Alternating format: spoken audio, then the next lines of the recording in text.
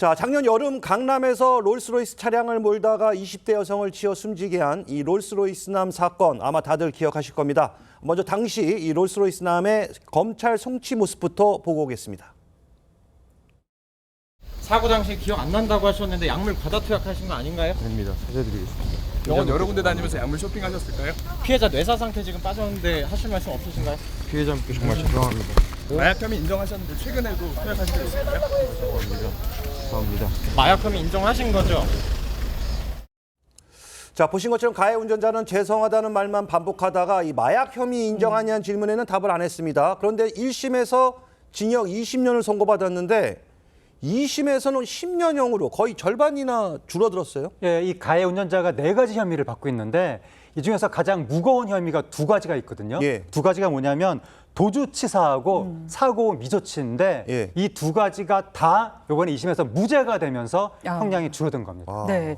그런데 이 가해 운전자가 사고 현장을 벗어났다가 휴대전화를 찾으러 왔잖아요. 그런데 이 3분이 정말 도주에 그 의심을 산다 이랬는데 이거를 무죄로 판단했다는 거네요. 그렇습니다. 그러니까 3분 정도 휴대전화 찾는다면서 이탈했다가 돌아왔는데 네. 1심에서는 이탈한 것이 도주의 고의가 인정이 된 겁니다. 근데 2심에서는 도주의 고의가 인정된다고 뭔가 우리가 단정하기가 어렵다라고 하면서 가해 운전자가 약기운에 취해서 자기 휴대전화가 이미 차 안에 있었는데 그걸 깜빡하고 다른 데 있다고 생각하고 잠깐 갔다가 돌아온 거 아니냐. 2심에서는 그렇게 본 것 같고 네. 또 하나 가해 운전자가 그 피해자 유족하고 합의를 한 거예요.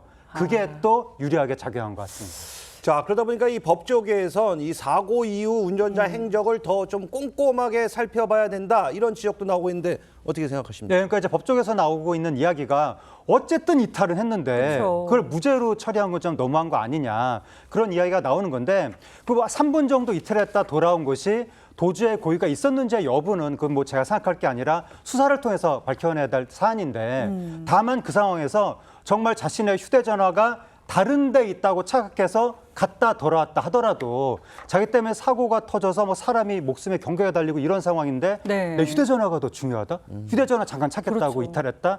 이거는 조금 뭐 법적인 처벌과 상관없이 윤리적 비난 가능성이 있지 않겠는가 뭐 이런 부분은 살펴볼 수 있을 것 같습니다. 알겠습니다. 자, 계속해서 다음 소식도 살펴보도록 하겠습니다.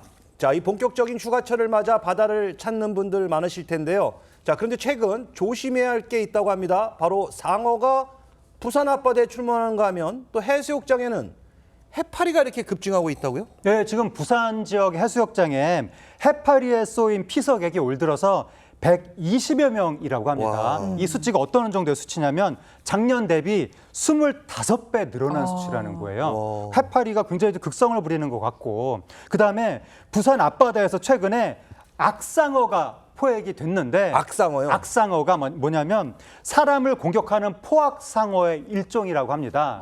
그런데 포항 이남의 남해에서 악상어가 발견된 게 이번이 최초라는 거예요. 그러니까 보통 보면 이 상어 출몰 인명 피해 사고는 서해안에서 주로 이렇게 나왔었는데 동해안에서 이렇게 그러니까 기존에 동해안에서 발견이 됐었는데 이번에 최초로 남해안에서 남해, 발견됐다는 예. 겁니다. 그래서 지금 부산이라든가 남해에서 해파리, 상어 요 부분에 대해서 경각심이 커지고 있습니다. 그러면 부산 앞바다까지 이렇게 대형 상어가 나타나게 된 원인이 따로 있을까요? 그게 지금 상당히 모호한데 네. 원래 그 바닷물이 따뜻해지면서 상어가 북쪽으로 올라가는 추세였었거든요. 예. 근데 올라가는 것도 올라가는데 갑자기 또 남쪽에서도 나타난다고 하니까 그럼 동해와 남해가 다 위험한 거 아니냐 그런 얘기가 나오는 건데 기후변화 때문에 수온의 변화가 생기니까 어종의 변화가 생기고 그 어종을 먹이로 하는 상어까지 여기저기 막 출몰을 한다는 겁니다. 그래서 앞으로 상당히 이 부분에 대해서 주의를 해야 될 것 같습니다.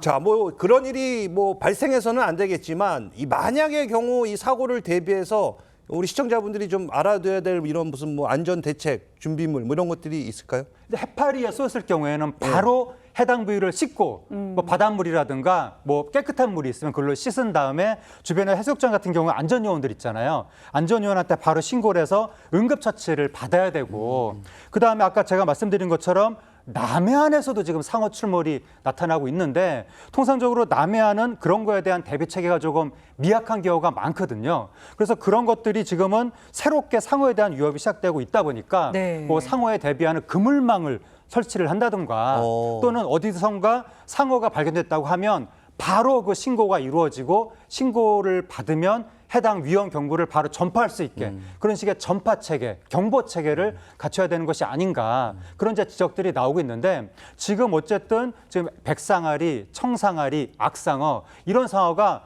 포항 북쪽과 포항 이남에 동시에 막 발견되고 있다 보니까 상당히 많은 분들이 과거보다는 더 많은 주의를 해야 될 것 같습니다. 예. 알겠습니다. 말씀 잘 들었습니다. 자, 하재근 평론가님과는 여기서 인사 나누겠습니다. 감사합니다. 고맙습니다. 감사합니다.